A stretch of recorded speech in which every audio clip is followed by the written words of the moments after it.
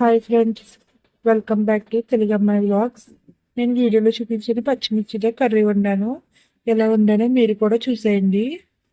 ఈ పచ్చిమిర్చి అయితే కారం తక్కువగా ఉంటాయి, అందుకని చెప్పి నేను ఎప్పుడైనా ఈ మిర్చి దొరికితే కర్రీ రెడీ చేస్తాను.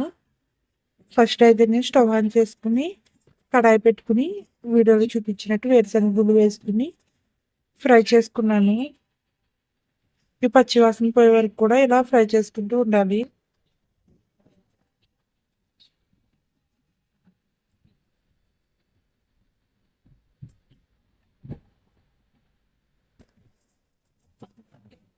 ఇవి ఇలా బాగా ఫ్రై అయిన తర్వాత ఒక ప్లేట్లోకి తీసేసుకుని పక్కన పెట్టేసుకున్నాను.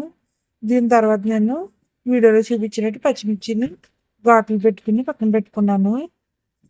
తర్వాత అదే కడాయిలో ఆయిల్ వేసుకున్నాను. ఇందులోనే కొంచెం నెయ్యి కూడా వేసుకున్నాను.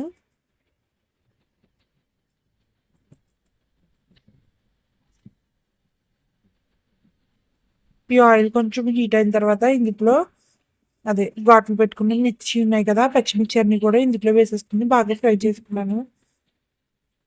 ఇవి ఇలా వీడియోలో చూపించినట్టు బాగా ఫ్రై అయిన తర్వాత ఒక ప్లేట్లోకి తీసేసుకున్నాను. ఇది ఆయిల్లో నేను జీడిపప్పు కూడా వేసుకుని ఫ్రై చేసుకున్నాను. ఈ జీడిపప్పు కూడా బాగా బ్రౌన్ కలర్ వచ్చే వరకు, అదే గోల్డెన్ కలర్ అలా వచ్చే వరకు కూడా ఫ్రై చేసుకోవాలి.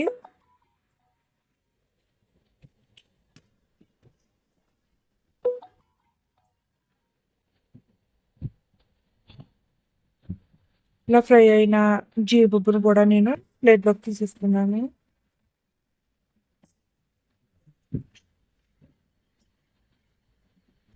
ఇందులోనే నేను ముందుగానే కట్ చేసి పెట్టుకున్న ఆనియన్స్ కూడా వేసేసుకున్నాను. ఇవి ఫ్రై అయ్యేలోపు నేను ముందు ఫ్రై చేసి పెట్టుకున్న పల్లీలు ఉన్నాయి కదా, అవి కొన్ని పొట్టు తీసుకున్న పల్లీలని మిక్సీ జార్లో వేసుకుని ఒకసారి మిక్సీ పెట్టుకున్నాను. మళ్ళీ అందులోనే కొంచెం కారం, కొంచెం పసుపు, కొంచెం సాల్ట్ వేసుకుని మిక్సీ పట్టుకుని ఆ పొడిని అంతా కూడా ఇలా మిక్సీలో స్టఫ్ చేసుకున్నాను.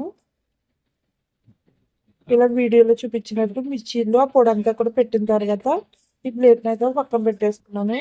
ఈ గ్యాప్లో ఆనియన్స్ అయితే ఫ్రై అయినాయి. ఇందులోనే కొంచెం అల్లం వెల్లుల్లి పేస్ట్ వేసుకుని అల్లం వెల్లుల్లి పేస్ట్ కూడా పచ్చివాసన పోయే వరకు కూడా వేపుకుంటున్నాను.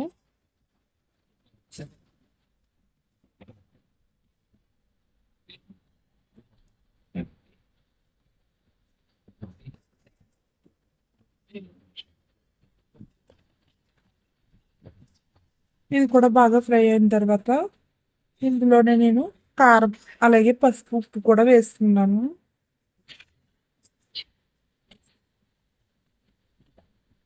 కారం అన్ని వేసుకున్న తర్వాత సరిపడిన వాటర్ వేస్తున్నాను.